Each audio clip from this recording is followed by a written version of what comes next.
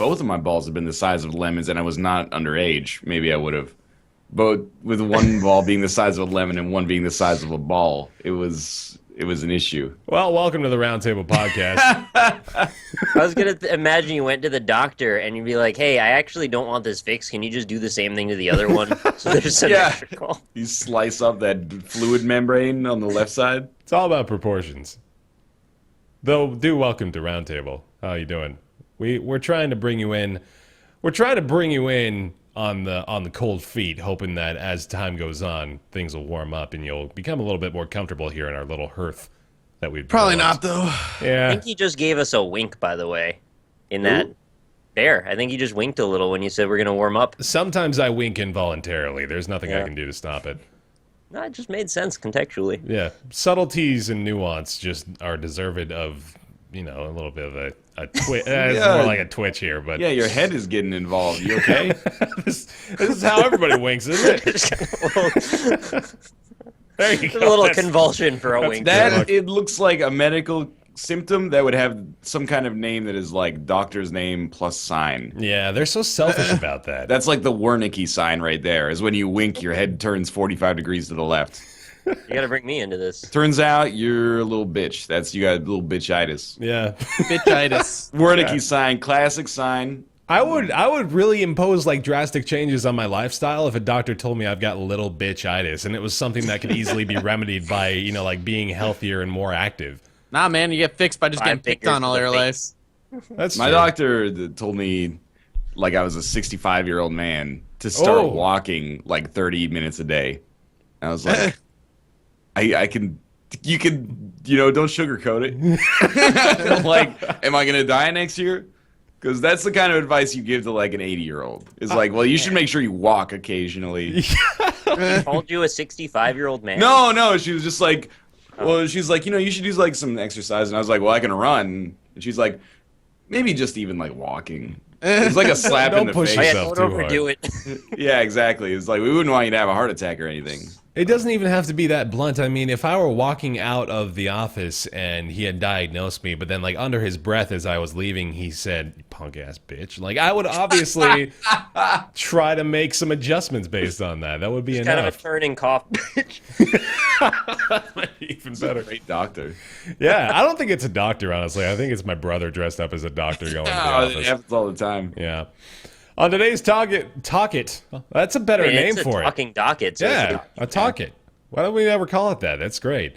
Go nuts. We're going with No Man's Sky again. We've got more goodies to discuss. We've got 18 minutes of gameplay courtesy of IGN's first look that we're going to dissect. And we have, I think, pretty varied opinions on that game. And it is the talk of the town at the moment. So we are going to give it a little bit more of a spotlight. Also, Ubisoft chief, I'm going to butcher this name again. It's Guillermo, I know is his last name. It's Guillaume. Guillaume? Yes. You would Guillaume. know. This is a French name, isn't it? Guillaume. It's Yves, Guillaume. Yves Guillaume. You called him Guillermo. Yeah. Guillermo del I'm thinking, Toro? yeah, it's Guillermo del Toro, the chief editor of Ubisoft magazine. Well, Guillaume is the French version of Guillermo. It all Oh. comes from the Latin Guillaumeactus. That's a dinosaur. Yes. Where would we be without this guy? Guillaumeactus rex. Who knows Gu- this stuff? Guillemot. Guillaume! Guillaume. God, I can't do it. Guillaume, man. Guillaume talks about how Ubisoft has set the expectations too high with Watch Dogs, and they learned from that. So we want to talk about a little bit more about that entire topic. So, okay. You've led me down a Wikipedia rabbit hole. Guillaume is the French equivalent of William. Oh, Interesting. Now Bear's going to call him William. what is Eve? Like, Yves is Y-V-E-S? Y-V-E-S, Oh, that's yeah. Yves, yeah. Yves Yves. Guillaume. It's a common French male given name that is derived from the Indo-European root Iwa, which gave Uvos in Gaulish. What is happening right now? All of these mean you, like Y-E-U. Oh, welcome to the Multilingual Vocabulary Podcast. Oh, I'm not done yet. Related names include Erwin, Yvette, Eves, Yvette, Avita, Yvette. Minecraft Story Mode is coming around. Telltale Games coming around with that, with Patton Oswalt at the helm Yes. as the main character, which is quite interesting. Although, if any game franchise, and I use that term kind of loosely, has the money for it, it's probably Mojang Minecraft. We're going to talk about that a little bit, along with her story out on Steam right now, as well as Rocket League, which is going to occupy the entire second half of our show today. That Sure as fuck will. Konami has Kiefer Sutherland doing Solid Snake, and yet you chose to go with the Patton Oswalt makes so much money a game company couldn't afford him.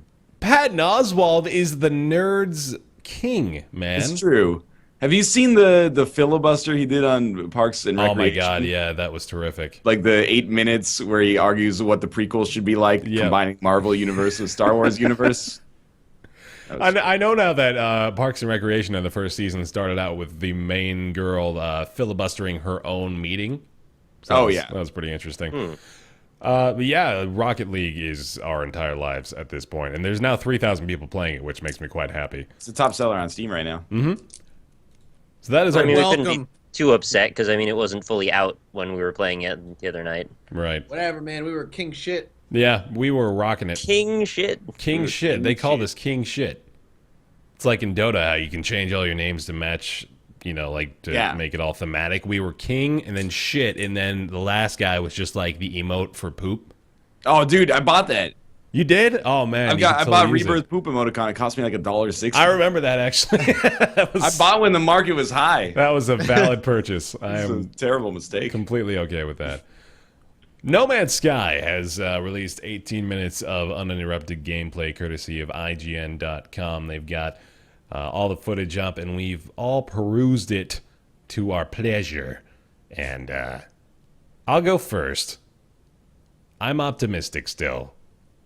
I think No Man's Sky is definitely its own beast. I don't think we've got some comparisons we can make to it, but I think it's trying to reach a new ground as far as providing a level of freedom and lack of guidance that hasn't really had a lot of I wholeheartedly competition. disagree.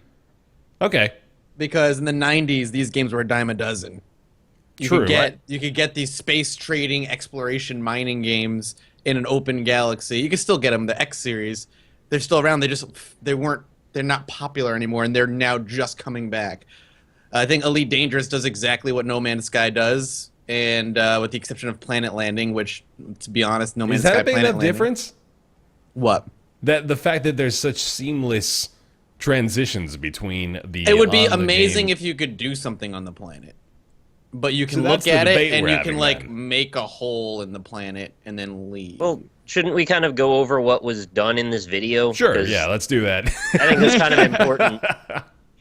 So they introduced it with this moment of walking around on this one planet. It had some red crystals around. There was like this goat thing that started chasing him, and then eventually decided to shoot it. And they introduced there was a wanted level system, so very much like Grand Theft Auto. You shoot enough things, these sentinels come and start shooting at you with lasers. And then you can decide whether you want to shoot them, and then more will come, and eventually they'll just overtake you. And apparently that's this universe's system of justice. So eventually they got him, he respawns, and then he starts walking around, and he shows you that you can shoot a hole in a rock, you can upgrade weapons, you can upgrade your ship, and there's like infinitely procedurally generated ships and weapons, which, could be cool of its own right. And then ultimately it culminates with him going up into space for a minute, showing off a little bit about space trading and combat. Then he lands on another planet, and you kind of just look out onto this, wormy pattern going on of weird landmass. And I kind of got the impression that it didn't matter at all whether you were at point X or point Y. You were going to see roughly the same things with some degree of randomization. So it made me wonder, why do you need an entire planet that takes weeks to traverse if there's going to be no functional difference where you are on it? So we have to figure out, I think, where No Man's Sky is trying to stand as far as the gamescape is concerned. Are they trying to go in the same category as something like Dear Esther and Proteus, or are they trying to get into the Minecraft and Terraria category of, we gave you all these play spaces and tools, now it's up to you to make your own fun with it? Sounds similar to like Starbound, alternatively, it's going in like a direction of, we want to be like a fucking kick-ass killer AAA game with all this big exploration. I think they're going jack of all trades, master of none. Yeah, I mean, I'm not saying gameplay wise it's like Starbound, but the planet generation wise, I feel like it's gonna have Starbound syndrome, where you're like, well, this is a slightly different colored with slightly differently randomized alien creatures wandering on the planet, and it has a different color sky, but ultimately it's functionally not that different than the planet I was just on. To be fair, though, geometrically, the two they showed were pretty diverse. Like, the one had wormy patterns, the other one had more ground-like patterns with water. But I don't know to what degree those will change, and they did mention there's poisonous planets and things you have to upgrade your ship to be able to explore. With them all being procedurally generated, too, I don't think we have too much of a concern of this is all just the same with different skins, so long as they introduce enough elements of randomization to make it unique every time. I'm surprised to hear, Nick in particular, as I'm watching the footage here, that you're not into this with how much Terraria you're playing right now. Well, I'm into it, but I also see how this could go wrong really easily. And I'm still excited to try it, and I hope I'm wrong. It's just from what they showed, it looks like it won't matter where you are on the planet, so what's the difference, right? It's just going to have the same groups of life most likely all around. Are there going to be biomes on the planet? Because they should have talked about that if there were. They didn't show any of that. One of the things I say they have been doing a poor job of is kind of explaining the more intricate mechanics of the game over the past 6 months. As the game gets closer and closer to whatever the release date is, people are going to want to know, okay, how exactly does this game play? Because we have ideas, and this, granted, 18 minutes of footage is good, but there's still a lot of questions that are up in the air, like how does, like Nick said, the planets, how exactly are they working? Are they all one just kind of biome? There are multiple biomes on each planet. My guess would be each planet is going to be one biome. Do we know this, though? Like, no, we don't. I said it's my guess. I said it's my guess. I cannot abide unhinged cynicism without a base for it here. Like, I understand, like, if each planet is only one biome, that does... I damper it a little bit, even if there are, like, 1,000 biomes in the game and you have to go to different planets in order to get them. But, I don't know. This sounds like speculation to me. The footage is... It does look like it has Starbound syndrome to me. And I'm not into these kind of sandbox games for the most part, but I don't know. It looks pretty cool to me. Well, the main mechanic they talked about was that there's discoveries. So you'll walk around on these planets. You've got to find a new thing no one's ever seen before and scan it, and then you can name it, and you get a currency from that, which you use to upgrade your ship and weapons. So essentially, they're forcing you to go out and explore those millions of stars to find some sort of path for yourself. I can see, though, if you kind of get into a cluster where a lot of people have been, wouldn't that be really frustrating if everything you scan has already been discovered and then you won't make any progress? Well, that's the idea then behind, the fact that they're trying to convince everyone that there are just millions upon billions of stars, galaxies, planets for you to explore, that you'll never really run into that problem. And then I guess just the core of the gameplay is putting you in the role of this interstellar archaeologist slash astronomer who is really just trying to do his best for the, X nation out in the galaxy to try to identify as many things as you can, which doesn't inherently seem like a very interesting premise unless you're very much into that idea of, I want to go out there and just explore all this new stuff that doesn't actually exist. Which, I mean, I don't want to phrase it like that, actually, because that just kind of diminishes the idea of gaming as a whole in one stupid sentence. But I think, like, it kind of holds water of, unless I'm really just kind of interested in that perspective, I don't find a lot of draw to this from a gamey standpoint of what draws me into it that makes me feel like, oh, I'm making progress, or I'm hitting checkpoints, or I'm establishing myself as a character in this new universe. Yeah. I got the impression they were aware that people were going to get that impression, and they tried to play up the, like, oh, look, there's guns, and there's combat, and you go in space and shoot other people. And I wonder, though, if that's kind of also diminishing the point of the game to put too much of an emphasis on the gamification elements, if what they're really after is the exploration. Because they just want to get new eyes on it and try and get in front of the right market. And that's kind of what they got after in that footage, I thought. What do you think? I think positioning okay. I think they want to be where they are. I think for the most part, like they're kind of in line with their expectations of things. I don't even know if honestly they want to be riding this massive wave of momentum, because it might end up derailing, much in the same way as the next topic actually we're going to be talking about, conveniently enough, how Ubisoft kind of well, I mean, this is of their own accord that they fucking pushed the envelope so far with what they were doing, but with No Man's Sky, they can't have possibly expected that things would be so completely like unadulterated hype for this game. I don't know. I mean, their first reveal in E3 was like this grandiose thing. The way they presented it was like this thing that had never been done before, and people like minds were blown. I kind of feel like that was their hope, at least initially. But isn't everyone doing that to a degree? That's E3. Yeah. Like, But that's what I'm saying. You can't say they didn't. You can't say they didn't expect it when that was their goal. Well, everyone's trying to get it, but no one's thinking like we're banking on this. This is why I oftentimes get frustrated with like the hype cycle in games. Agreed. Is because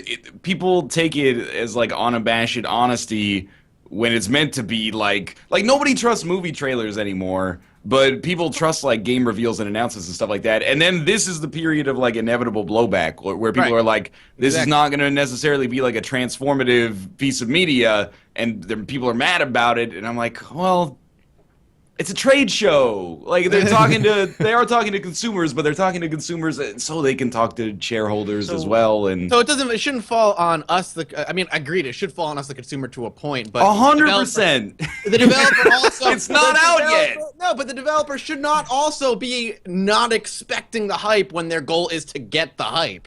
If their goal is to get the hype, they should expect the hype. I think an indie developer is an outlier there. I think every AAA publisher and developer is gunning for that marketing machine, and you walk away. You don't want to hear I can hear you.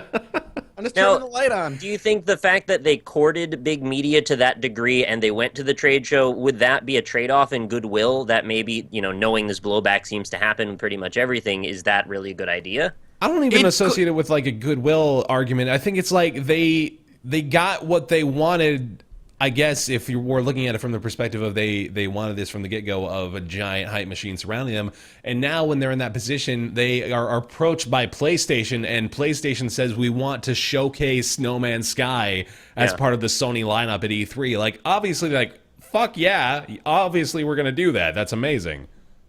It's not out yet. It could live up to the level of hype, or it could be shit. But I'm not gonna go like through a laborious like post-mortem of what they've done wrong in their marketing when the game doesn't even have a release date yet.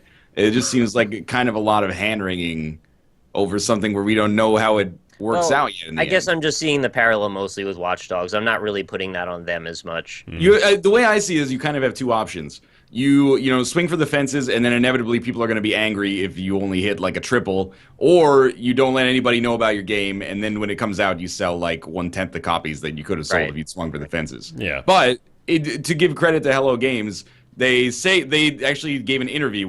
They gave an interview at E3 that got posted on Rock Paper Shotgun today, and part of it is about like fighting back against the hype. So reading interviews, this is going to be like a minute here. Reading interviews Sean Murray has done recently, it has felt as if he's wanted to push back against the hype, or at least say, this is the reality of procedural generation and you're not always going to find something amazing. Has that been difficult, I ask, because a lot of trailers are to do with evoking that sense of wonder. Murray responds that he doesn't actually think that's true of many of the trailers, but it's something Hello Games have discussed when creating their own. We had big discussions about our VGX trailer. You walk along the beach, you fly into space. Describing that on paper sounds like nothing, but there's something about the world and the worlds that make it seem a bit more real and blah, blah, blah. Generally, people, when we made a trailer, wanted us to make a lot of shorter clips with a lot of action shots, shooting things, slates you put in between that say things like forge alliances, explore the universe, blah, blah, blah. So, the way he phrases it there, maybe he's just really good at giving a skilled interview, but it seems like I could definitely imagine that like alternate No Man's Sky trailer where he's like, fight alien races, slate comes up, and then he shoots something, and then it's like, trade, and then I could see how that would be a lot more exciting to show some kind of like in vivo gameplay. Actually seems a little bit more honestly. They're on a pedestal now, which is inescapable for them. So I think they are... All right, maybe I'm just building my own persona of what the developer is really trying to do here. But from what I've seen, they're doing what he's saying, which is they're trying to tell people the truth about what the game is. I mean, like this alone, the fact that they're doing 18 minutes of just straight up, okay, this is literally us playing the game in its current state. This is what you should expect. instead of that exact like cut through trailer of all just the happy, fun, explodey parts. They're going for the message of this is literally it. If you like this, you'll like this game. If you like what you see right now, you're going to enjoy what we have. But if you don't, you should reconsider it because this is it.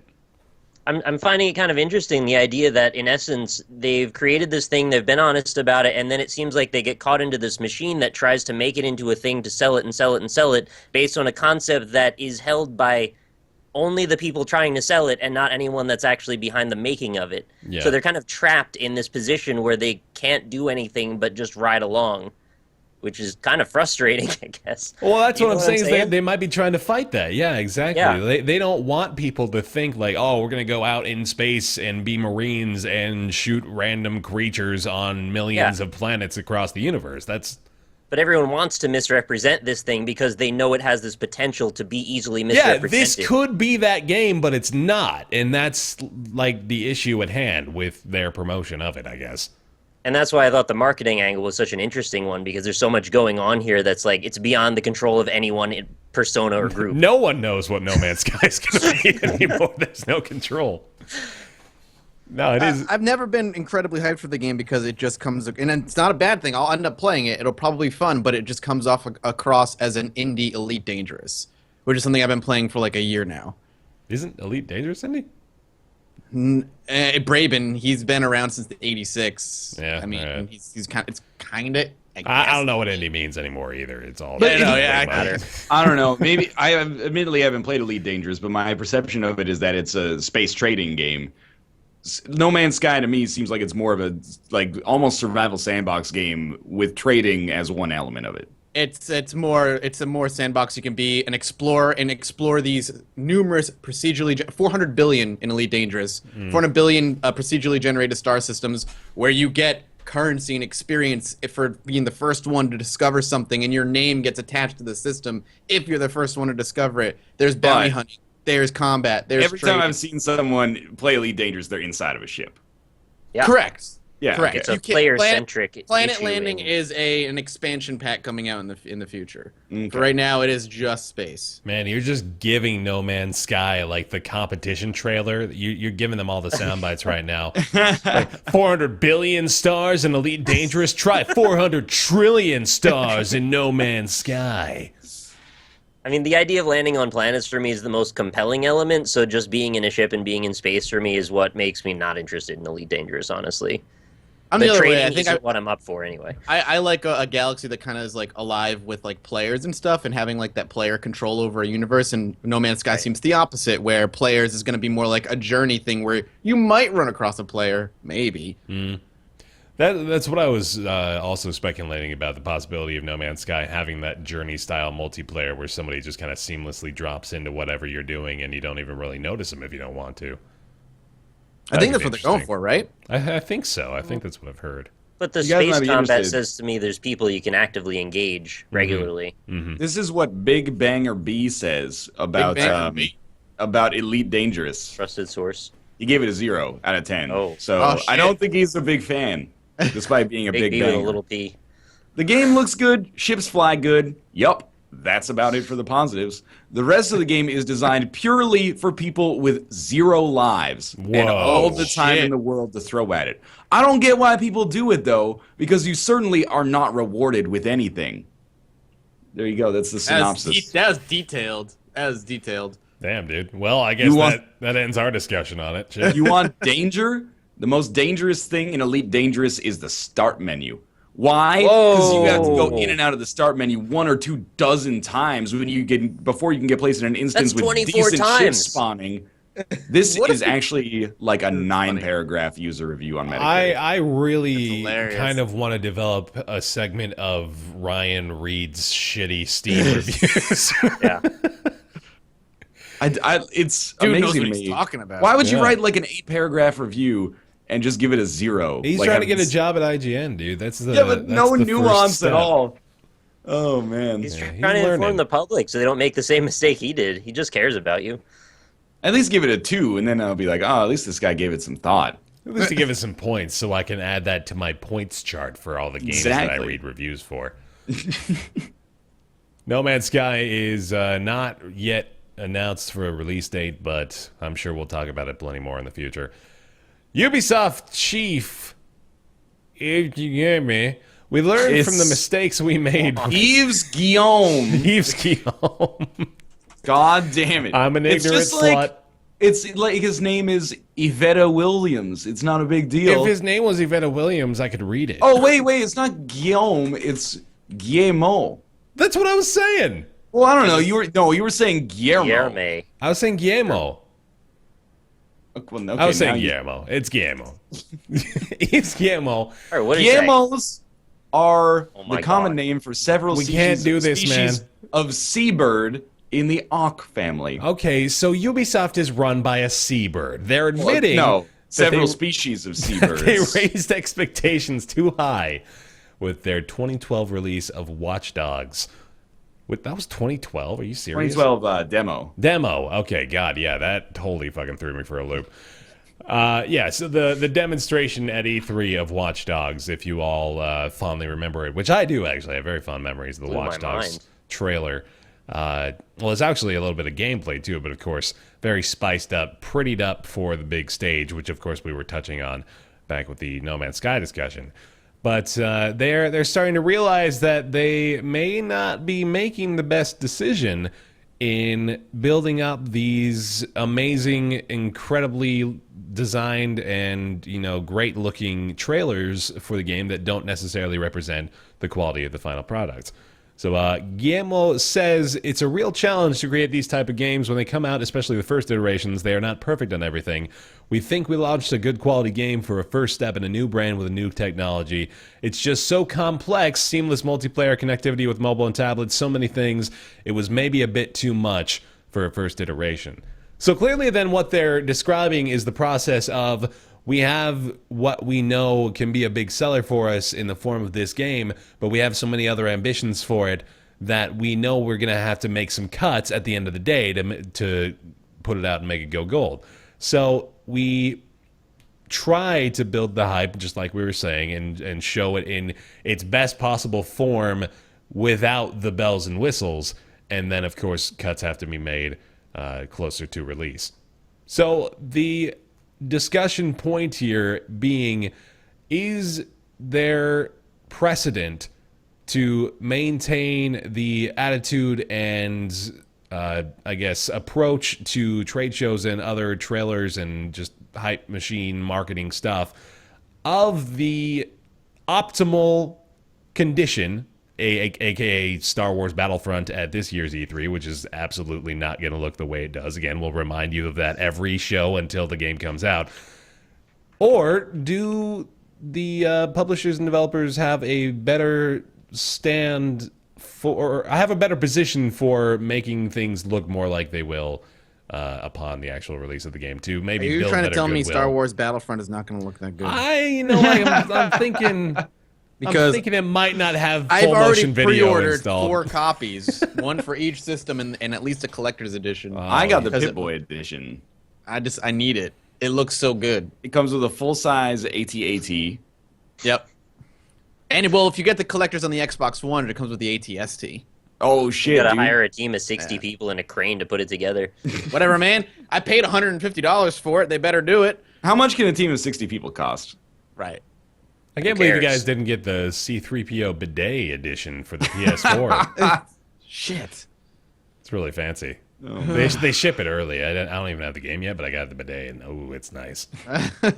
My philosophy is complicated here because I hate everything. And right, yeah. Basically, I place a ton of blame on consumers for constantly believing this stuff, even though Watch Dogs is not the first example of this happening. But at what point can you feel good about saying, like, hey, I blame the people that are constantly believing lies instead of the people that are lying? And then I think, oh, but it's not really lying. Like, if you make your own dedicated vertical slice for a game, you're basically just representing it in the best light possible, an optimal light that may be unrealistic. It's like, I think everyone is acting with relatively good intentions, but I mean, there's never going to be like a governing body that is like, don't don't do vertical slices. Like, only show gameplay that you actually have created and is running on like a target machine. So I think the onus does come down to consumers to be like, I like, don't believe anything you see at E3. That doesn't mean like you can't be optimistic and be like, oh, this looks cool, this looks like it's gonna be fun, but like, you'll never please consumers, because at the same time during E3, during the Fallout 4 press conference, everybody's like, the game looks like shit. The graphics exactly are bad. I'm like, oh god. But then no one can say they're lying, right? True. Yeah, hopefully. I mean, I like to everyone's just believe acting in the best interest of capitalism for themselves, I think, is what we're going on. Like, the fact that they have to go through this length to make this vertical slice, they're just trying to represent the game they think that they can make, and then they come up short. I think that's all you're saying, right? Right. Yeah. I think they anticipate coming up short, though. I agree think with this that. is a wholly planned that they know that the game's not going to look this good. It's like if you made like an online dating profile or something like that. Like, the pictures you get to put up 3 pictures from like the last 5 years is not going to be your candid shots, right, of what you actually look like. It's going to be like 3 you dick dressed pics. up for a wedding, and then like you on a hike that you went on once 2 years ago, and the All right. sun caught you at the right angle. I'm on Bear's side though, because at this point in 2012, when the demo came out, they knew the specs of the next gen console. They had been working with them forever. There's no way in fuck they thought they might be able to pull that off with an open world. The way it looked. I honestly don't know. Like, I've read the interview. He raises some good points, which is, we're developing it in advance of knowing for sure what the architecture is going to be able to handle on the new consoles. And, it seems like what he's basically saying is that we developed it on high-end PCs, so we kind of just, like, threw that out there as what the visual standard would be. high-end PCs. That's They true, locked and those away. I think I always forget that that's kind of one of the issues that conflates it, is that people wouldn't be so mad about the Watch Dogs thing if it actually had the option to look like that on machines that could handle it. Right. And also, they actively locked away features that were there in the system INI that you could just enable, so it would look closer to parity with console, and I thought that was pretty shitty. That was a much sillier part of it, actually. Now that you bring that up and remind me of it, that actually makes me realize the Watch Dogs is probably the most egregious offender as far as, trying to fluff it up and then delivering a very flat object. Also, I want to mention that I have one photo that I use anytime anybody asks me for a picture, and that's of me with a thong on eating a hot dog on a pier. I don't think I've seen that one. Yeah. Well, I mean, you never requested it. So Why is that not your to see. Skype picture? I want to know. Make that your I'm thumbnail just for putting every that up one here of these. for all these podcasts, right? No, I think Watch Dogs had a pretty blatant showing of, well, it could look that good, but we don't have to make it look that good. It's almost the argument similar to the way Apple kind of progressively releases new technology with every iteration of the iPhone. And now, other phone companies are starting to be just about as guilty of this.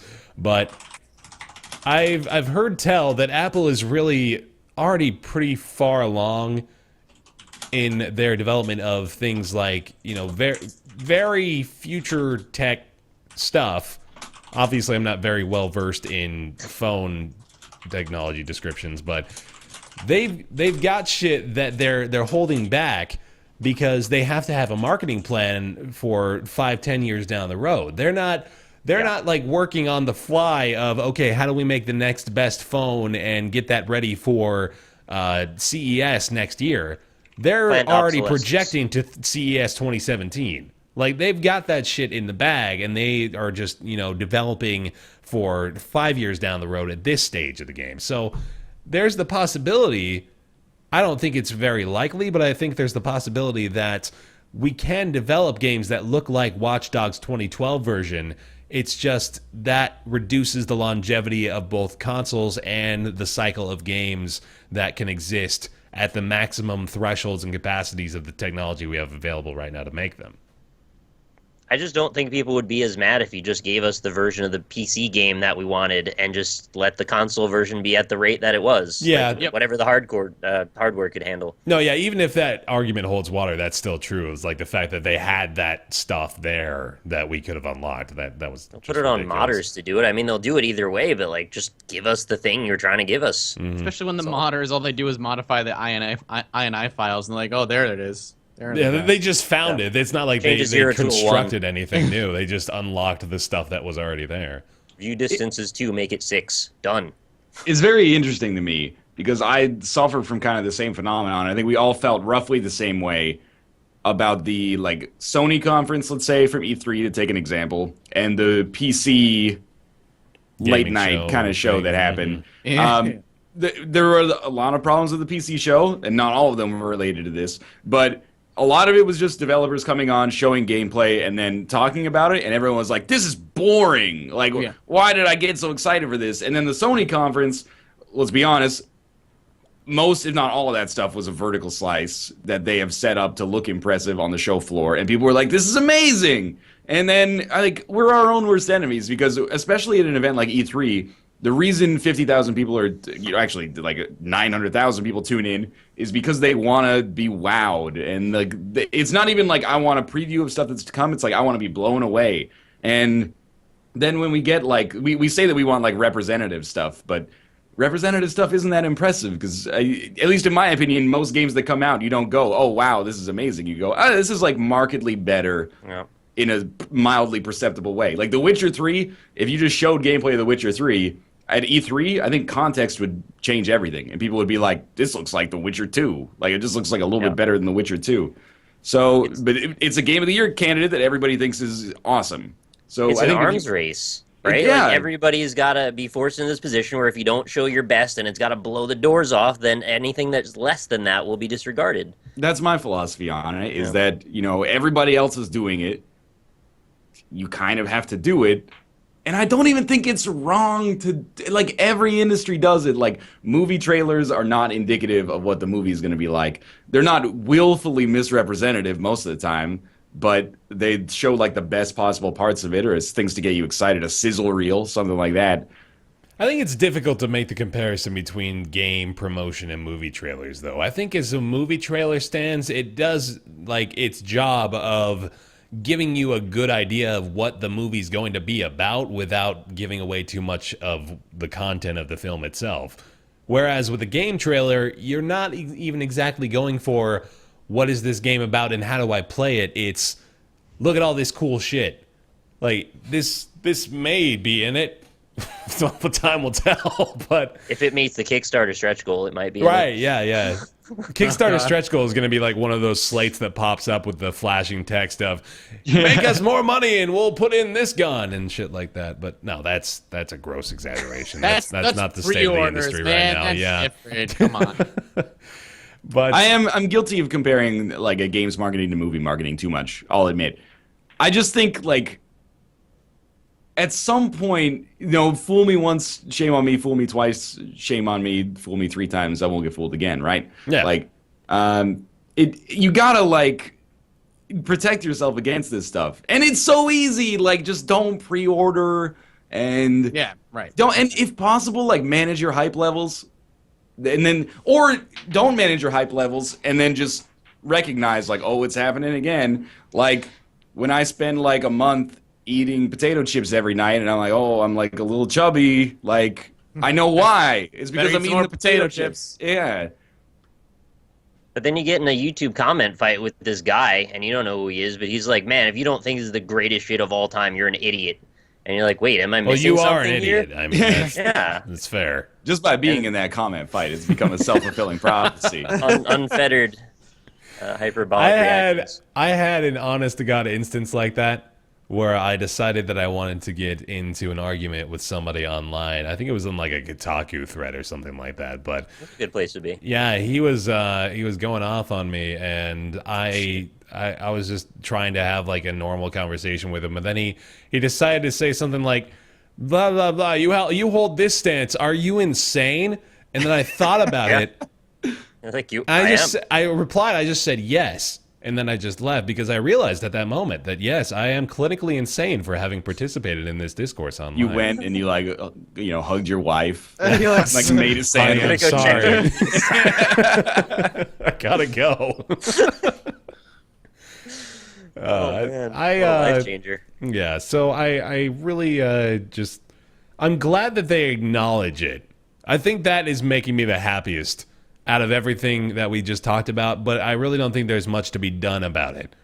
I think it's like they're aware of the fact that, yes, we hear that people are disappointed in the presentation and the follow-up thereafter of a game that didn't quite meet the quality expectations you had set for us, but sorry. It's going to happen again. Bigger than the both of us, so whether you like it or not, we got to do this dance. That's right. Sorry, our trailer for Watch Dogs looked amazing. We definitely, didn't live up to it. Now, come watch this Division traiailer we just created. I guarantee you, it'll live up to it until after you buy it, and it doesn't live up.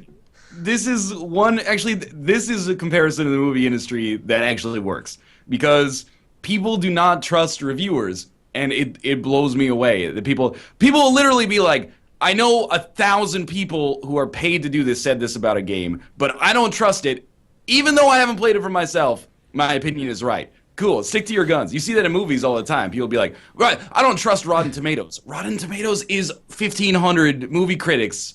And you're saying like, no, they're wrong. And I'm right, and here's why. And it's fine, you can disagree with them. That doesn't make you wrong, but it's just a very audacious stance to take. I don't believe in the aggregation of popular opinion based on professional reviews. That seems absolutely outrageous to me. Then, so the secret is, for games, you can buy into the hype. Don't pre-order. Wait for reviews. If the reviews give it a score, or the body of the reviews seems like you wouldn't like it, don't pick it up right away. But instead, if you get hyped for a game, you see this where it comes out and it gets like a 7, and then people go, oh, only a 7? Why did you have this person review it? They have a history with RPGs, and this is not an RPG. I've done far more research into this man's professional history than any one person ought to. Exactly. And you're like, damn, dog, like these companies, I say this so much, these companies don't need you as an evangelist. They don't care about you at all. They care about your money. Exactly. They care about marketing to you, and they probably do if you had to like push it. They'd be like, yeah, we care about our customers, of course. But they don't need you out there as like unpaid PR, arguing with somebody who gets paid to play the game and is like, here's my honest opinion so that you don't waste your money or that you don't miss out on this. And then you go, well, I don't trust you because I saw the trailer and I think it's a 10 out of 10 and you gave it an 8.5. Like, just give them a little credit. You don't have to base every decision on a reviewer's purchase, but it's a great aggregate. It's like a traffic light. If it comes out and is yellow, don't go. Hit the brakes for a while. I mean, if you're already in the intersection. Slam on the gas, bro. In the metaphor, don't go in the intersection yet. Stop the pre-order. Stop before the white line. And then in the four-way stop, if you both arrive at the same time, it's the person on your right-hand side that gets to go and first. let them go first and then read their user review of the intersection. There's no excuse nowadays for people, because even if the reviews, they don't trust the reviews, there's going to be so much gameplay on YouTube that you can watch and be like, is this something I'm going to enjoy? Going back to No Man's Sky. People There's so much psychology wrapped up into this that it's not even that you're having a rational conversation with another person. You're dealing with this pile of problems and different baggage that they have and the baggage you have and trying to see which one's more obstinate about it.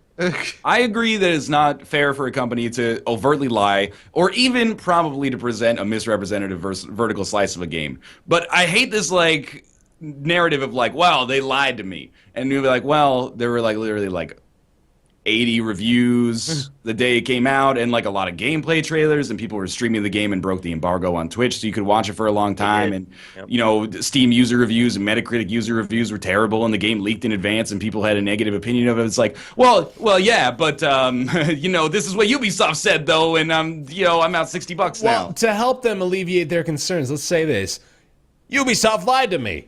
Yes, true, absolutely, they did.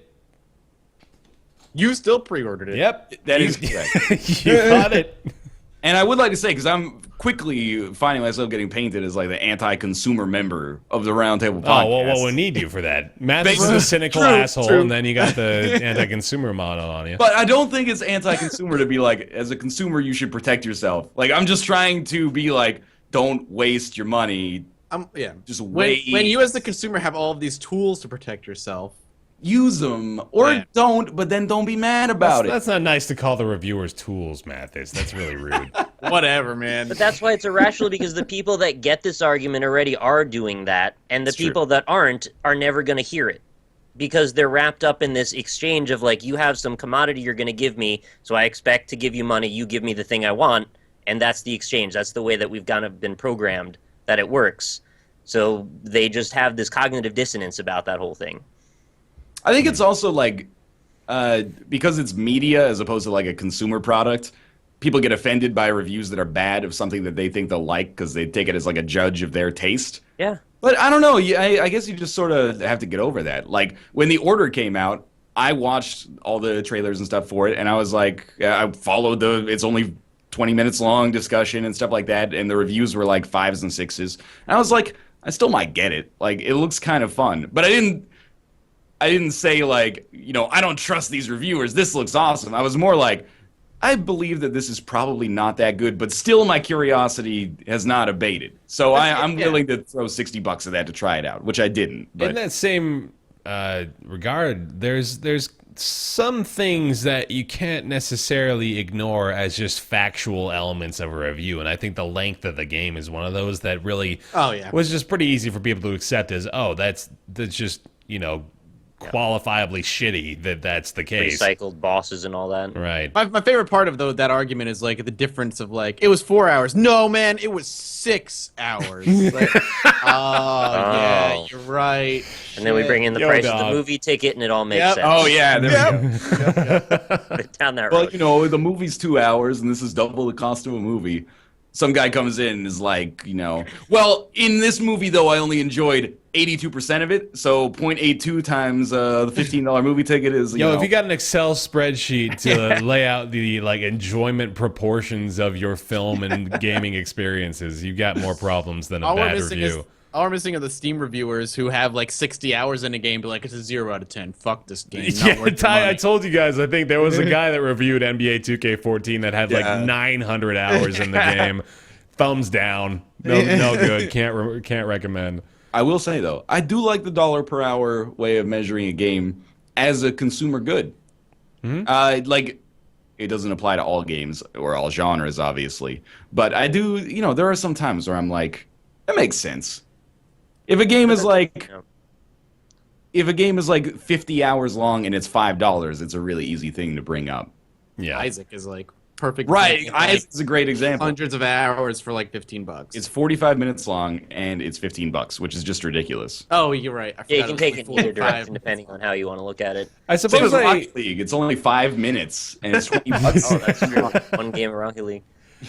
I suppose I just have to agree with that based on the fact that I've previously recommended Spelunky based solely on the amount of hours I've put into the game. So, I mean, it holds water for just the basis of the argument, I suppose. I don't like writing it off entirely, even though I make fun of it sometimes. Yeah. You can't use it for Proteus, or like Gone Home is another example where you can't be like, well, it's $20 and it's only 2 hours long. The game doesn't hold up to that kind of criticism. It's nonsense. Mm. The same way for Spelunky, you can't be like, oh, well, it's a deep emotional experience that taught me a lot about what it means to love. It did. It's another one of those cases where it's just irrational because everyone wants to paint everything into black and white and have these two ways of looking at things, and you can't. There's a lot. There's a whole gradient. Yeah, you can't be objective. Objective game reviews was really good. Are they still around? I think they might be. Yeah. We'll plug them. There we go. Tired of these, they didn't even give us $750,000, and we're plugging them. I've been meaning to change that Patreon reward tier, by the way. 750 to 750,000. That sounds a little bit better. Makes more sense. Yeah. We could get rid of Mathis finally. Thank fucking Christ. Minecraft Story Mode. Woo! Telltale Games series starring Mr. Patton Oswalt, a.k.a. the Kiefer Sutherland of Telltale Games. Are you guys talking about this kitty shit? I'm going to get some coffee. Shit. I finally watched the movie Stand By Me. I saw the young Kiefer Sutherland in that film. I haven't watched that. You haven't seen Stand By Me? I thought that was one of the films that you guys would be mad at me for not having seen. Sorry. There's still Jaws and The Godfather and, name a classic film. You watched Indiana Jones, right? I haven't seen Indiana Jones, no. I was joking, by the way. Minecraft is an incredible tool. I still get the Minecraft itch, man. Really? Yeah, even playing Terraria, I'm like, I kind of want to play Minecraft. You are Jesse. Two different itches. He and his group of friends revere the legendary Order of the Stone, 4 adventurers that slayed an ender dragon. The Order are the very best at what they do: warrior, redstone engineer, griefer, and architect. Griefer. There's a griefer involved in the crew, yeah. We all know what that is. That's impressive. While at EnderCon, Don't Jesse and his patronize me. friends discover that Patronize something is me, wrong. though. Something dreadful. Terror is unleashed, and they must set out on a journey to find the Order of the Stone if they are to save their world from oblivion. So this is just the Elder Scrolls 4, really. Minecraft... Put some dynamite under their house is actually what happened. Right, yeah. Minecraft is not... let me introduce listeners out there to Minecraft, if you've never heard of this one before. Come on now. It is not a story-based game. There is not an arcing narrative to be seen or read. It is a sandbox experience to the extreme of, here's some things, go play with them.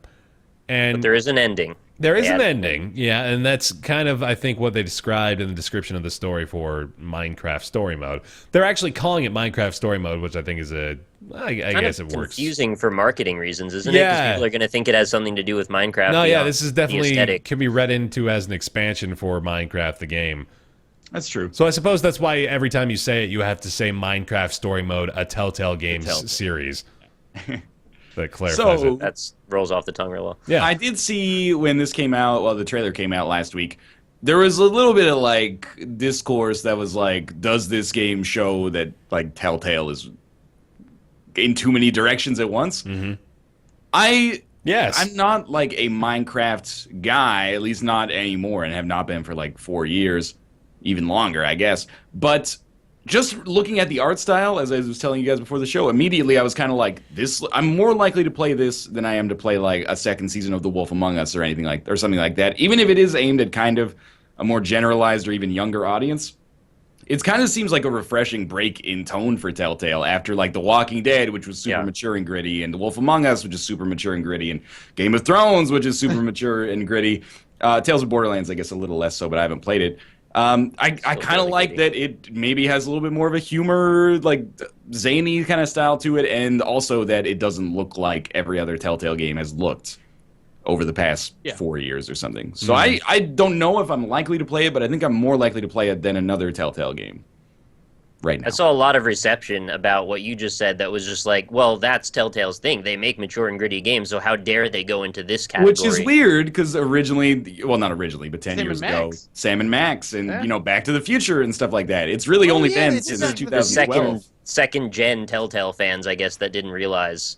there's Right, more yeah, going on. They did Back to the Future. Back to the Future happened after the first season of Walking Dead, didn't it? No, it was just before. It They did was? like Jurassic, or they did Back to the Future, then Jurassic Park, which was very not well Bad. received, Yeah. and then they did Walking Dead, and they've kind of been on this ascent since then. All right, yeah. I also wonder if, like, we as people who are older than probably the average age of a Minecraft player, I don't think that's controversial, No, but no. we don't have like this emotion tied up into Minecraft where a lot of people who are probably disparaging it online have to deal with, like, people talking about it all day at school, and they're like, oh, like, Minecraft, that's a game that, like, I played when I was 8. Now I'm 13, and I'm too old for that shit. Whereas I'm just like, Minecraft's Minecraft. Like, I don't have any kind of, like, resentment tied up into it from nostalgia or anything. I saw like the that. trailer and I was just like you, Ryan. I was just like, I this is kind of what I expected out of a Minecraft Telltale game. I expected it to be kind of more geared toward younger audiences. I was surprised that it actually didn't look as, I don't want to say bad, but like every other Telltale game with that hard-lined, cartoony art style. It looks like to me like a machinima animation or something that you would see on a YouTube channel. I was like, oh, this is kind of cool looking. I might play it, maybe. I was not adverse to it at all. Shockingly enough, they brought on Dave Fennoy again for some more voice acting. Dave Most Fennoy. commonly known as Lee in the Walking Okay. Dead series. Oh, okay. And He was, also, I think who he's was had he? at least one Clem will role in like remember this. every single Telltale game. He was in The Wolf Among Us. Mhm. He was the lumberjack guy, I think. Or No, whatever. he was Blackbeard or Yeah. Oh, okay, yeah. That's right. That's right. And oddly enough, they actually have Corey Feldman, one of the 4 stars of Stand By Me, which is the film that I was just talking about. So that's kind of cool. Yeah, lots of really well-known folks. They got Ashley Johnson, of course, from The Last of Us. Oh, nice. Scott Porter's in there. They got Patton Oswalt, right? Yeah, of course, Patton Oswalt up there. Brian Posehn, I think, is in. Oh, he's in Mission Hill. Okay, I thought he was somebody else. I like Mission Hill. It's a great show. Brian Posehn, also stand-up comedian and perhaps best known to casual audiences as the male guy from Just Shoot Me. All right. Do I need to have played Minecraft to enjoy this game? Have you never played Minecraft? I played a little bit of Minecraft. Okay. It's conceivable that you could not have. I played a series a few years ago on it where somebody wanted me to build a nether portal. So I did that and then I stopped. My guess would be no, you probably do not need to have played Minecraft to play this. I think there's two levels of it. The one is what Mathis said. The other level is, but will you appreciate it properly if you're not invested in the culture of Minecraft, which is a real thing. Yeah. And I personally don't think I am invested in the culture, but I love the game. I don't think that's going to push me enough to want to play it that much, but it's not like I'll be upset if I do play it. I just won't get as much out of it, you know? You're only going to get one episode every 6 months anyway. Yeah, that's true. Time. It seems like the kind of thing that could easily, I mean, because there's just such a cult mentality to a lot of the different various facets of Minecraft and what it means to people, because there's like different sorts of Minecraft players, which is kind of made known by the fact that one of these characters is known as the Griefer, which really only applies to Minecraft, or as much as I'm aware sandbox of the term. Games in general. Yeah, Griefers are in sandbox for the most part. But I think people are looking for reasons not to like it, just based on the fact that this is something that is seen as unpure or unclean in the eyes of, Minecraft purists, maybe. It'll sell millions. Yeah, I think it's sure going to sell. It'll do just fine. Nobody's the people who are yelling about it are not the majority of the buyers. I think a lot of the people who are going to end up picking it up are going to be parents for their kids during the holidays. It's pretty divisive. I mean, this seems like a silly measure or metric to base popular opinion on, but the trailer itself has like a 50-50 split between likes and dislikes. That's not really common for a Telltale Games announcement. I hate to say it because we're on YouTube, but the YouTube audience is pretty reactionary about stuff that they don't like. Yes, that is so true. I feel like that's not necessarily everyone, just the vocal minority. It really isn't even the majority. Yeah, but it's just like there are a lot of people out there who do not like Minecraft, and there's so many reasons why. Maybe they genuinely think it's a bad game. Maybe someone they don't likes Minecraft a lot. Maybe they're mad that there's YouTubers who play Minecraft who make more money than them. Maybe they played Minecraft when they were 10 and now they're 14 and they hate that they played it when they were 10 because it's little kids. Maybe their big brother didn't let them have access to the laptop one afternoon. There you go. Maybe they're CBS mad program Big Brother didn't like them play it. That's also a possibility. Maybe they're mad that Microsoft owns it now. Maybe they're mad that Telltale, they make all these mature games, now they're going to make a kiddie game. Like, there's so many reasons. Telltale sold out, man. Yeah, Telltale sold out. They used to do pure stuff like The Walking Dead, Jurassic Park, Game of Thrones. They sold out. Multi-billion-dollar property. YouTube clickbait. That's what it is. I don't think the people giving a thumbs down to this trailer, though, are the people that don't like Minecraft. I think it's the people that do like Minecraft that aren't enjoying this announcement. I think the people that enjoy the game a lot are seeing this and are not pleased. This is not the pure Minecraft that I know, where I can That's create my kind of what own I'm story getting at. Yeah, exactly. It's going to be similar stories on YouTube. It's going to be the similar story of I don't like how this looks. I'll buy it anyway, but I don't like it. I like this voice you're pulling out here. They're gonna buy it. This game is going to sell. That is not I don't think these people who are shouting about it, it's the same people who are shouting, "Stop the production of Metroid Federation Force." That's me, though. They're still gonna buy it. Sorry. No, I'm with you. It looks terrible, but it's still gonna sell. People are still gonna play. People are Metroid Federation Force, not Minecraft Story Mode. Is what he's just talking about. They're both gonna buy it. They don't both look terrible. More likely though, to play the Minecraft Story Mode than the Metroid game. Just saying. Right. I think this is the argument I hate, man. This is like one of the top comments on the video.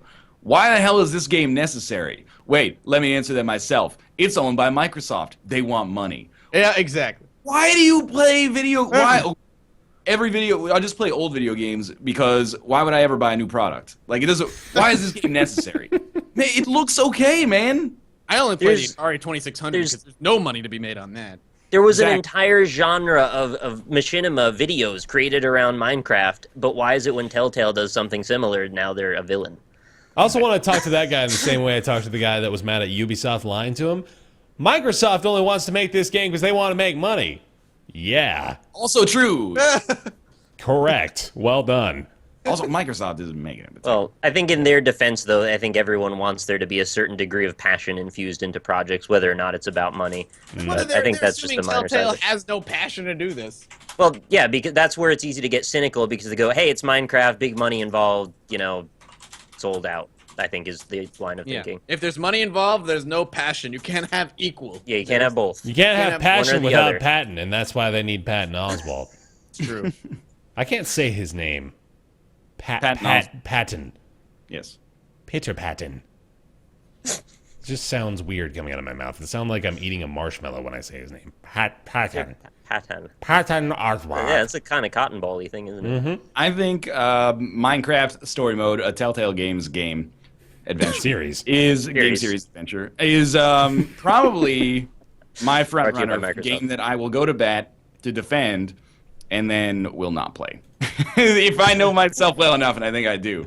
It seems like one of those games where I'll be like, why are people so mad about it? It looks pretty good, and then I'll just never play it. Mm-hmm. But I think, why are people so mad? Defending it, the concept is all, probably. Yes. Yeah. And this is why it cuts both ways. Lower your hype, but also lower your cynicism. As far as I'm concerned, in an ideal world, this is how everybody feels about every game. The Division, Fallout 4, Minecraft Story Mode, maybe like EA Sports a little, but then like back up. And then Watch Dogs way up here. You're just pleasantly surprised and disappointed a little bit when things come out. Like if I'm invested in a game and it comes out and it gets like 2s, I'm like, oh, that sucks.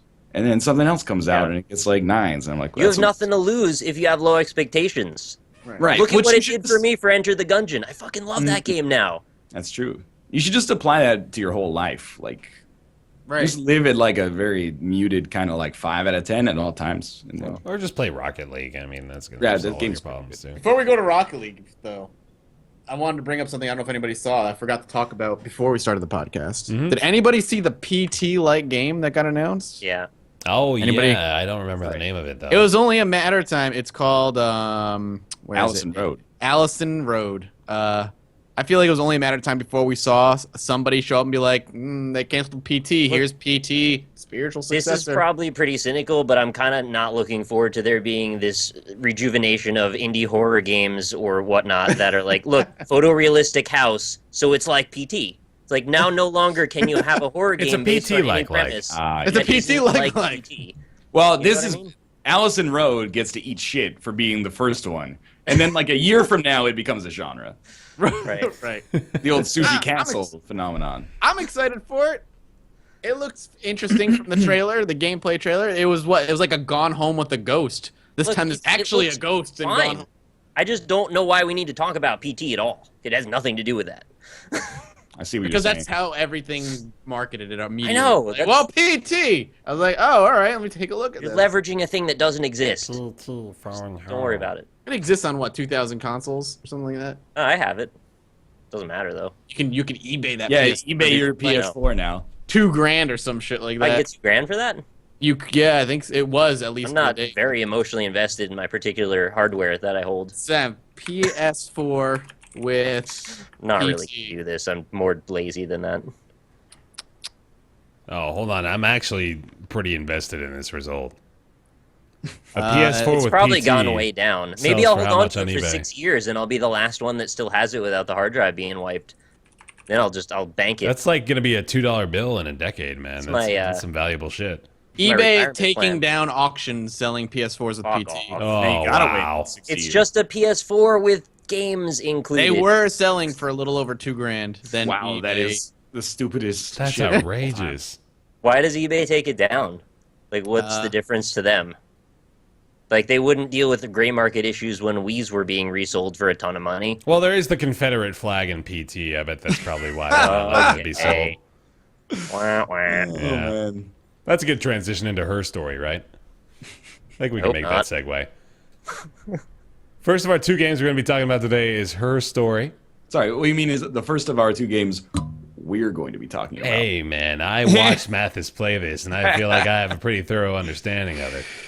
The new game from Sam Barlow, creator of Silent Hill Shattered Memories. A woman is that game. interviewed 7 times by the pretty bad. police. You search through the video database and explore hundreds of authentic clips to discover her story. Oh, see how they worked the title into the description there. That was pretty good. Yep. Ah, shit. In this groundbreaking narrative game. Let's talk about that concept. Let's Adam. talk about that claim right there. I wouldn't call it as- groundbreaking. As an indie FMV detective game. The groundbreaking adventure, Her Story. Mathis Games. Let's play a little bit of this. I want him to talk about it to start off with.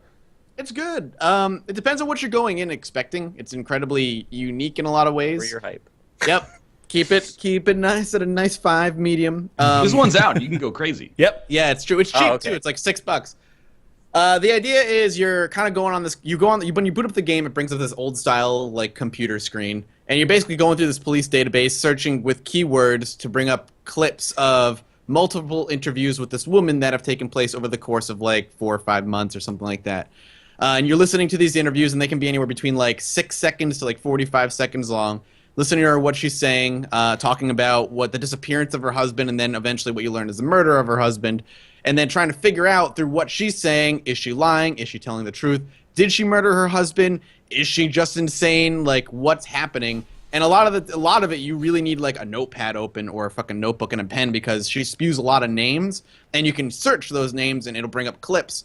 And there's like over 250 different clips in the computer itself, of which some are really buried. You need very specific key phrases to bring them up.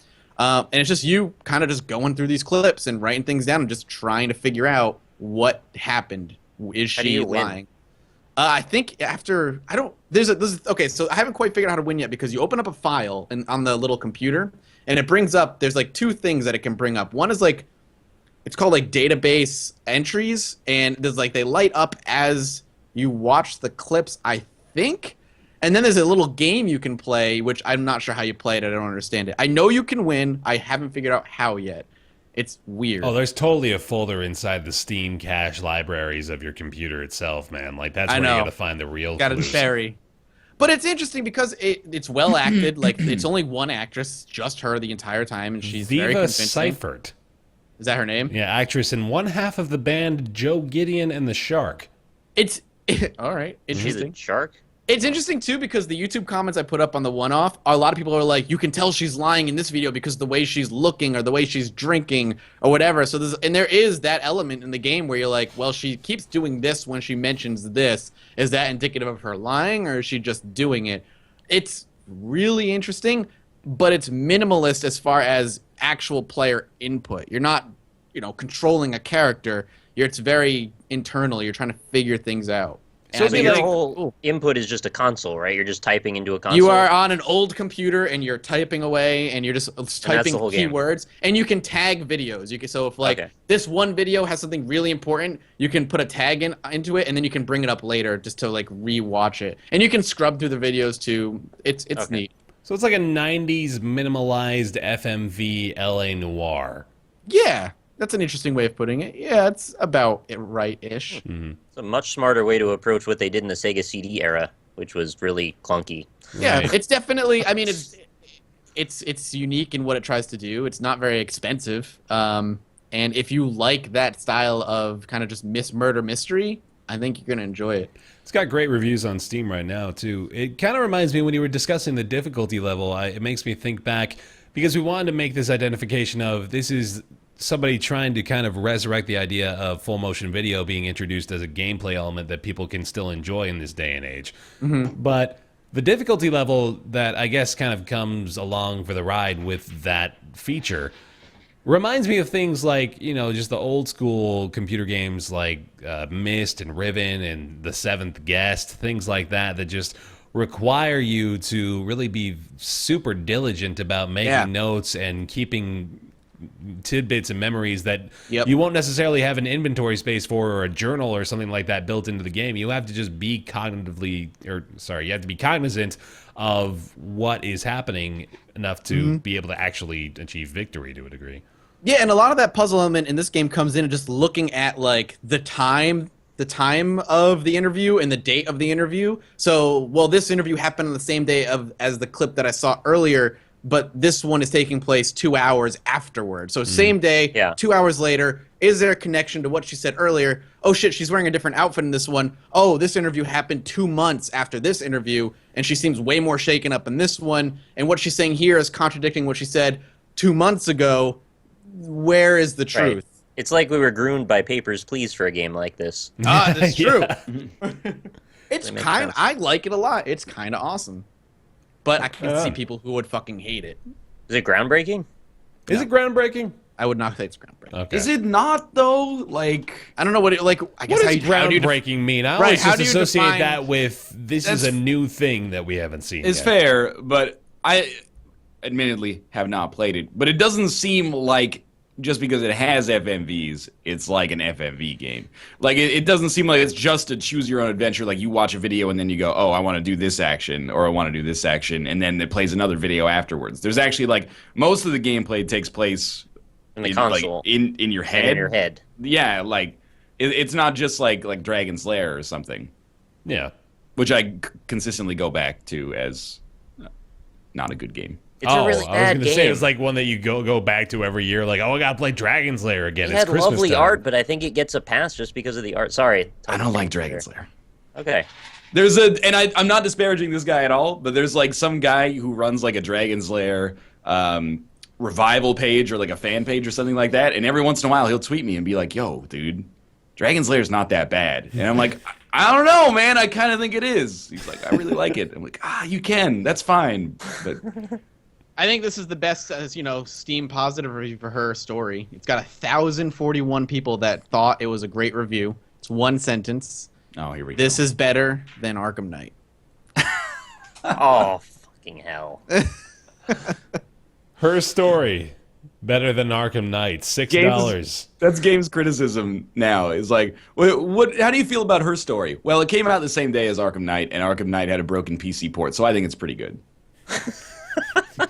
Says nothing about anything. Let me tell you all about Her Story. It stars Bruce Wayne as Batman going down through the streets of Gotham in a Batmobile. He's not killing anybody, though. He's just knocking them unconscious. Teasing them. And you got to figure out if you really kill them or not. And there's some full motion video in there, too. You honestly, you sold me. I was intending to play it, which is why I brought it up in the Skype call. But I think maybe I'll make some time for it this weekend. It looks pretty cool. Glad to hear it. It's really fun. $6, available now on Steam. We all really like Rocket League. It's the best game of the year so far. All right, we've covered that topic. Comes out today, the day we're recording this, so available now on Steam, $20 US. Soccer meets driving once again in the long-awaited physics-based, multiplayer-focused, there's a lot of hyphenated phrases in that sentence, sequel to supersonic acrobatic rocket-powered battle cars. Choose a variety of high-flying vehicles. God, there's hyphens everywhere in here. They have There a are too much many better hyphens. title. Much Yeah. better title than the last one they made. Oh, yeah, absolutely. Rocket League destroys fucking supersonic battle Acrobatic cars. rocket-powered battle cars. I can't even say that. Supersonic acrobatic rocket-powered battle cars. Funky There we fresh, go. yeah. I got it. Nearly impossible to say. Pulled off incredible game-changing saves. This game is terrific. If you haven't seen it, we have about 12 videos apiece that I'm sure you'll see through the course of the next couple of weeks or so. It's killed my sleep schedule. It's just so much damn fun. That's all I can say about it. I've had way more fun playing Rocket League this past week or so than I have playing a game all year. It's everything I dreamed goofball goals could be. That's a great way of putting it, actually. That's really accurate. So Rocket League, what I like about it is that when you first start playing, it's like goofball goals, where it's like, I don't know how to hit a soccer ball with a car. This is ridiculous. Yeah. And you just run into one another. But we have reached this point now where we have like real teamwork and strategy. Like it has like a medium skill floor to figure out adequacy. The skill ceiling is it's undefined right now. You're just flying around dunking at We that thought point. we had an idea of what the skill ceiling was. We haven't a fucking clue. We have gone from like, okay, this is going to sound a little bit like bravado, but I was dominating in a lot of the games, and the only reason was because I was the only one who could consistently hit the ball. So like Right. the ball would be coming, and I was like, I know the timing for this because I played the most. Now when we play online, we have like, we're communicating all the time. We have like dedicated defense. And we don't have like set plays or anything like that, but we've got flying meta sorted down. Like we Set can hit plays it will out come. of the sky. I I see it. believe so. And we're like Well, we- consistently scoring. I don't say we have some we set plays. We'll call center way before we're gonna center it, so people That's are true. prepped for a center hit. It's a real sports game. It's not just like, I hope people don't look at it and think that it's like Surgeon Simulator with soccer. Oh, No, not it's at all. not. Yeah. Like even if you just like look at it like that, I think you're incorrect. It is Murder like meta. a real sport in a digital form. It works really well. I think I have like probably 30 hours in it now in a week, and we'll probably put in like another 30 this week, especially because every game we've been playing online, we've either shit on people like 12-0 or we've lost like a close game against really good people and learned a lot. Like I really feel like we're learning like crazy. I can't Well, the recommend really this good enough. people suddenly like introduced us to flying meta isn't complete shit. Right. Like it's useful for some ball control. You gotta work Oh, on it, though. absolutely. We scored some. Me, Bear, and Rob played after you went to bed. We got Nice. some flying goals. Oh, I was up. I was just rendering videos, man. Saved the replay. I think my favorite part about Rocket League right now is that I can see myself watching this as an esport. I want doubt. people to get incredibly good at this. I want to maybe be one of the people that gets incredibly good at this, and I want to watch 3-on-3 esports matches. I want to watch Cloud9 versus Evil Genius's Rocket League teams, man. That could Absolutely. happen. I'm not even being facetious. That's real. I would do it. I was telling Ryan last night, like as I was editing my videos and editing Rocket League last night, I was watching the Rocket League game he played. I was like, this is so good. It's so It's entertaining. pretty wild. It'll pull you just right back in, even though you were in the video, Yeah, Yep. watching back Oh, your yeah. own. exactly. So I will say there's a couple of things I'd like. Not that I necessarily think that Rocket League is bad in these regards, but a couple of things I would like to see better. Season mode, I would like it if it was a little bit more, not just like a scheduled set of like 27 matches or whatever. It'd be cool if there was like stat tracking, end of season trophies and stuff like that. I realize it's kind of hard to do like stat tracking in a game like this where there's no dedicated positions. So you can't be like, oh, what's your save percentage as a goalie? Well, I don't know. I save it Whenever you're occasionally. in, you could be in a tagged zone, and whenever you're in that zone, it counts you as a goalie, and then it stat tracks from there. I guess so. And then like shots that come in would count as shots against you, and your save percentage is saves versus those shots. But like awards and stuff like that, an all-star game or something like that. I also feel like it could use some more mini games. Like it seems like a game that's like rife with potential for mini games. It has training and stuff like that, which is cool. But I would love it if there was like a penalty shootout mode, like a 1v1 penalty shootout would be hilarious to me. And I don't know. I mean, it's already Even kind some trials style weird stuff too. Just kind of dick around Flying with through the physics hoops engine. seems like a pretty obvious one. flying through the hoops. That would be good training too, Yeah, maybe. yeah. And I really don't see, and this is not necessarily a bad thing, but I really don't see much of a reason to play against bots anymore. Like in beta or before the game came out, it was the only way to play if nobody else was online. But now I'm like, the community is so large online. There's not really much reason for me to play against bots. Yeah. I would glad like to they play have against bots.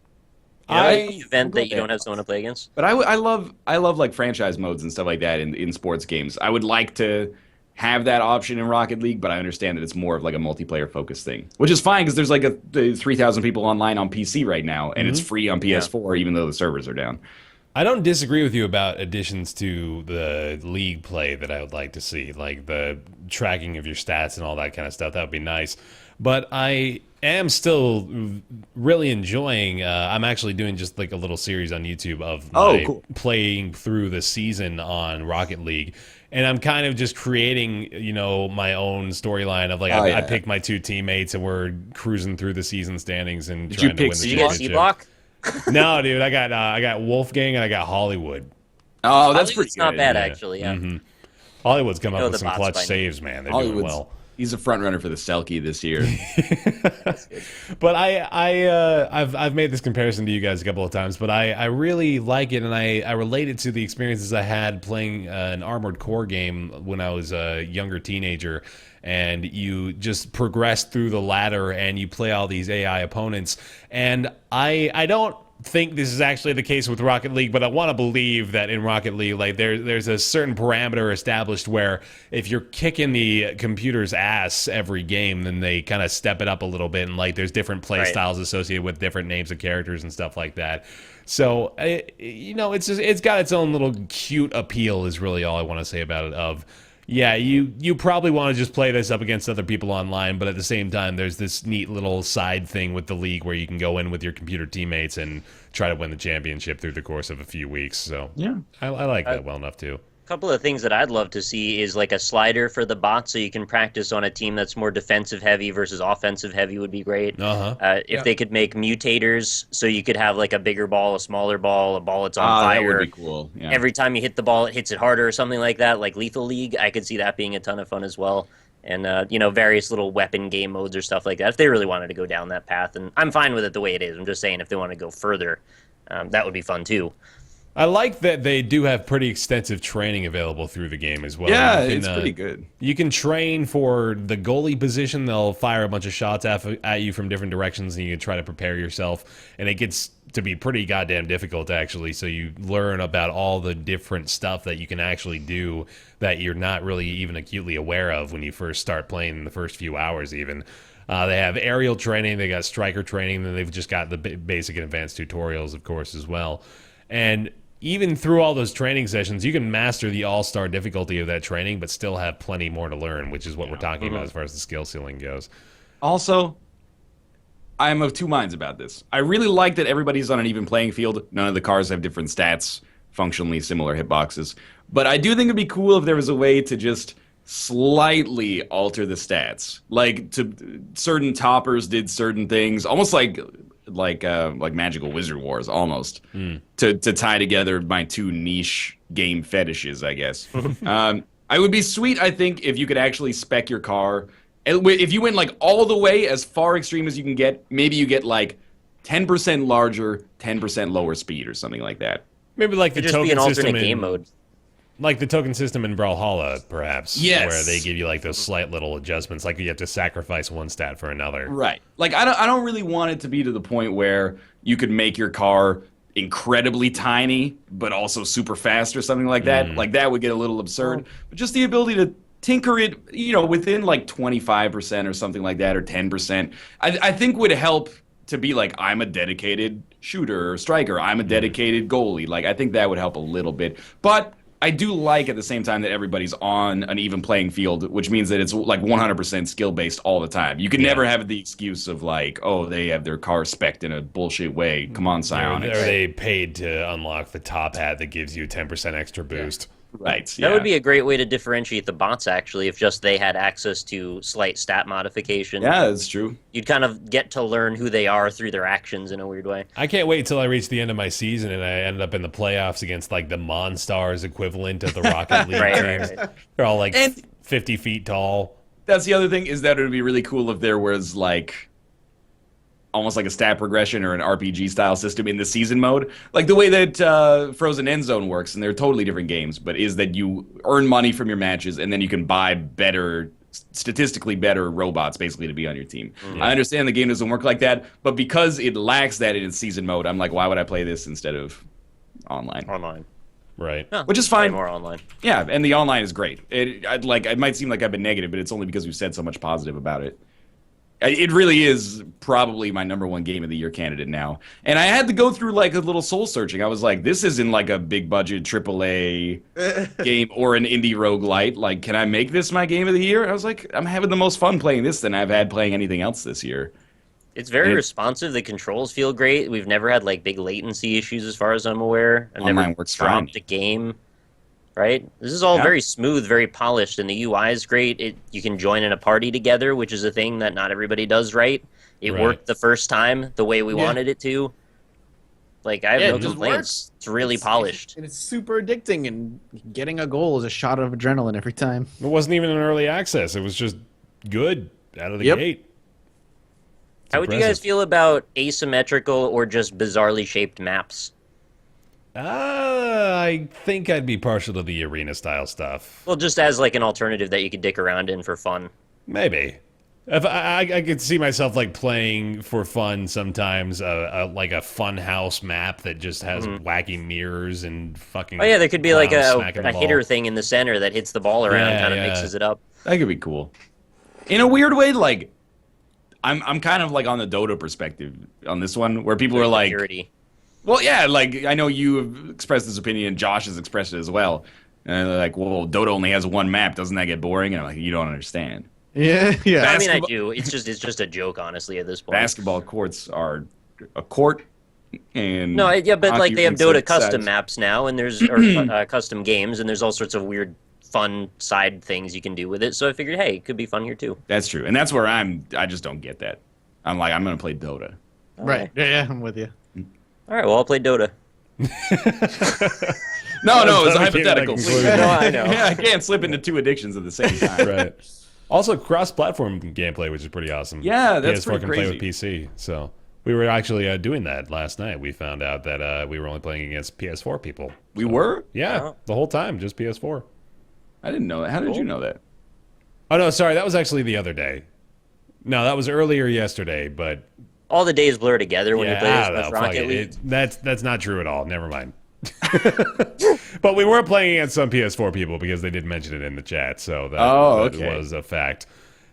Yeah, it's truly fantastic and just so much fun. So highly recommended, I think, across the board. $20 on Steam, available now. Assuming no horrible things happen in the next few days, it works perfectly online, and I love it. I'm addicted to unlocking new things too, because you get one like every game you play. You're like, oh my god, another right. paint job. Oh my god, more tires. It I just can't keeps believe coming. there's still more shit to unlock. Mm-hmm. I know. And then you get yeah. each car, and then they each have their own paint styles. So like you could be unlocking stuff for months potentially. Absolutely. What kind of DLC do you guys want to see? Because this is a game where already I'm like, I'm all in. All the hats you could get, every I'll damn buy hat. everything. So many Weird hats. I want a full-on money car so you can live out your fantasy. Oh, Dash dude. cab. A money paint job, like a $sign paint job, No, is exactly the whole thing what is I need. crusted in gold dust. They can do it. Oh, that's real good. Rocket League's out. Buy it. Buy it with your money. And that is it for our topics of conversation today. Before we get into Nick's Weird Games as well, I do want to mention we have a new segment that we're going to be unearthing. It's not anything entirely groundbreaking, as her story Brian might reads be. But Steam reviews. right. No, simply going along with the bad names for things that we so frequently enjoy. It's called Ask Roundtable. I'm going to throw up a little picture here if I remember to do so. But Ask Roundtable is going to be a new segment, and we'll have a new little slate for it as well. You guys can either send in messages on Patreon or simply email Roundtable. I'm going to make sure this is actually the right one because they have 3 fucking different ones. Whoever set that up is an idiot. RoundtableYT at gmail.com is where you want to send in your questions, and we will absolutely read through them all, and we will choose one to read and discuss on the show. So preferably, of course, open-ended questions, things that open up topics of conversation that you may have wanted to hear us go on at length about before. But that is going to be happening in the next episode of the show. So hype for that. Also, patreon.com/roundtable has been completely revamped, and you'll see the results of that at the end of today's show as well. But if you want to check that out, all new reward tiers and potentially a new milestone goal as well at the $2,000 level, which we are closing in on. So that's pretty fantastic. But for now, it's time for Nick's Weird Games. And Mathis, what do you want to hear today? Oh shit! I didn't even think ahead of time. Queen. I know, yeah. Oh, yeah, yeah. Queen, yeah. Can't be done. Oh, come on. Yeah, I know you got a Can't do Queen? Freddie Mercury inside. You just There's I waiting to actually burst went out. on a tangent, which is probably in the episode Nick watched recently in Isaac. That was like, you can't sing Queen at karaoke because you just ruin it. Like, there's no impression to do if you can't get a high note. What about in the tune of like Back in Black, AC/DC? I hate this segment Da-na-na. so much. All right. You Enjoy. can totally do Back in Black. Here we go. No, it's not going to be Back in Black. It's going to be TNT. Okay. Cause it's- either way. Because it's Nick's Weird Games. Oi! Oi! Oi! Nick's Weird Games. They're kinda weird. Nick's Weird Games. They're pretty strange. Nick's Weird Games. Nothing rhymes with those words. Nick's Weird Games. Probably a horror adventure game from the PS2 era, released in around 2004 by a Japanese company that has since gone out of business. Sound like I missed a good one. You know, it really sucks for me. I never get to hear these things unless I watch the whole episode later. Keep the headset on. Nick's Weird Games brought to you by Sony Records, proud sewers of the Roundtable Podcast for this terrible impersonation. Nick, what do you got? All right, so we've got a game today that is for PS2, and it is... I don't know if I should say Is this. it a I feel like Japanese it's company that is in or out of business? It could be either one, really. All right, well, it was published by Atlas. Oh, so come on! I don't know if that Atlas tells you again. anything. I'm not going to tell you the developer yet until I read a thing off the back here, because Okay. Persona that 4. might give it away quickly. So I have a feeling one of you will know this. It's not as obscure as mostly all the other ones. All right, lands of snow, emerald forests, and chasms of fire beckon you. Play 5 magnificently hand-rendered characters in the enchanted fairy realm of Irion, filled with mythical beasts and gargantuan monsters, a masterwork, a feast for the senses, the kind of visual experience that every gamer dreams possible but rarely plays. That is a hell of That's a box. actually what's written on the back That's of the amazing. Yeah, I missed back of the box descriptions, man.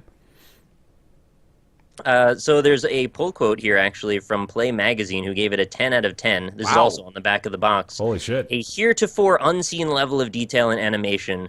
The action and systems are masterfully executed. This is a perfect game. Okami.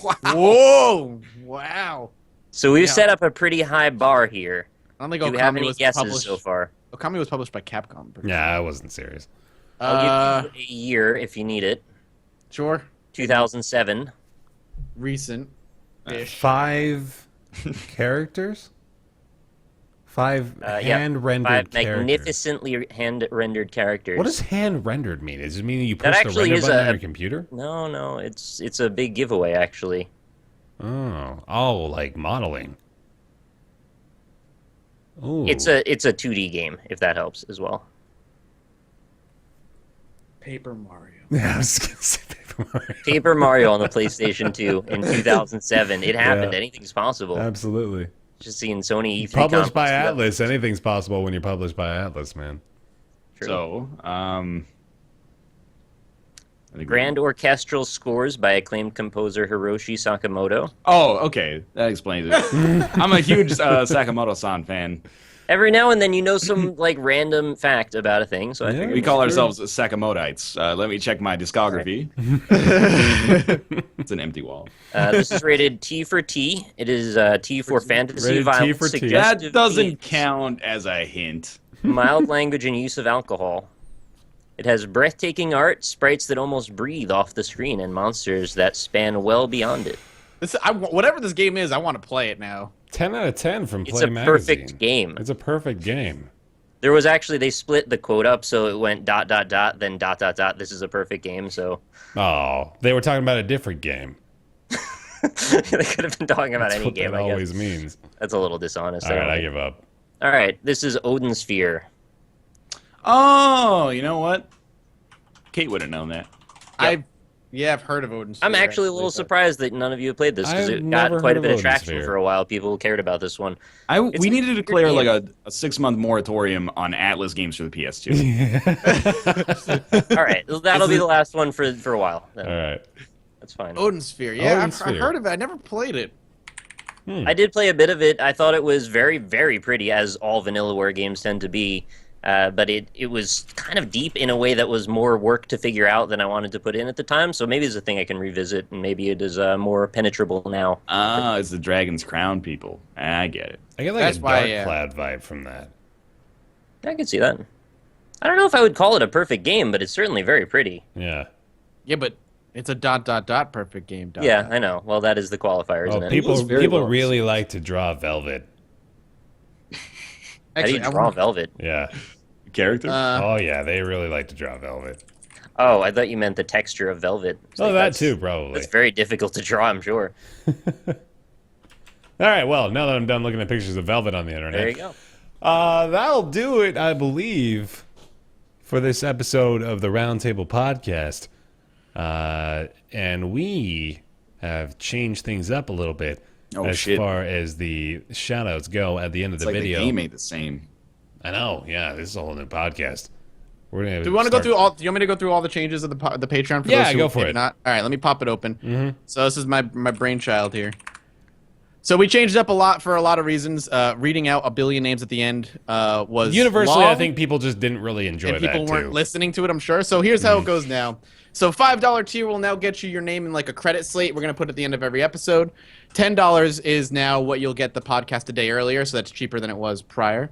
$20 will be a shout out, so it's a little bit more kind of exclusive and special, and won't take us as long to get through the names. $40 tier is a bi-monthly thank you video instead of a monthly, so it'll be every other month. $50 is a new tier. This will allow you to choose one gaming-related topic once a month for us to cover on the podcast, and we will cover said topic. And then the $75 tier will allow you to game with us once a month, which we assume will probably be during one of the streams. Possibly. Yeah, I think it'd be easier to do it that way. Yeah. But it'll be the monthly gaming session instead of the choose a phrase of your choice. That way we don't shove it in at the end of the episode and be like, oh shit, we forgot. And that's it. And we apologize if this is not to your liking. This is, again, just very much a work in progress. None of us are very familiar with crowdfunding of any sort, so we're learning. This is why you should never trust us until the podcast actually comes out. Right.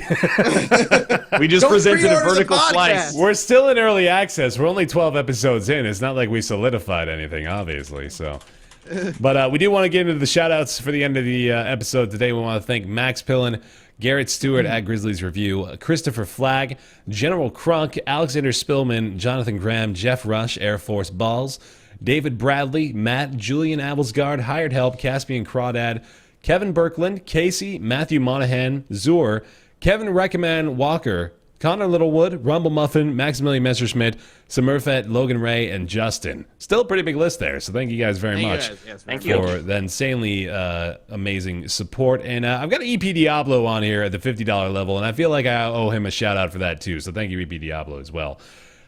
That is it for this episode of the Roundtable Podcast. If you want to follow us on Twitter, that is at RoundtablePC. You'll get notifications. And I know we've been terrible about the Twitch broadcast lately. It's been I've been moving to a different state, and then a couple of these guys have been flying around and out of the country for other reasons. So hopefully we should be able to get together, although Mathis is going to be in Georgia. Nope, I'll be home. I'll be home on Tuesday. Wonderful. Okay, so we should be able to do it on Tuesday. So there's good news there.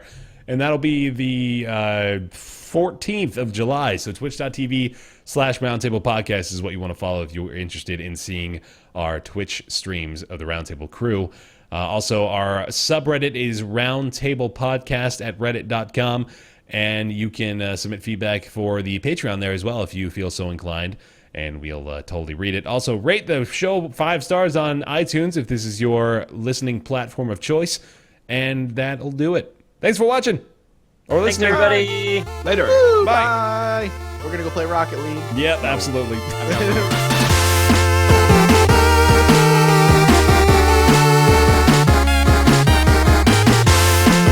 This podcast is entirely listener supported. To consider making any sort of contribution, large or small, visit patreon.com/roundtable.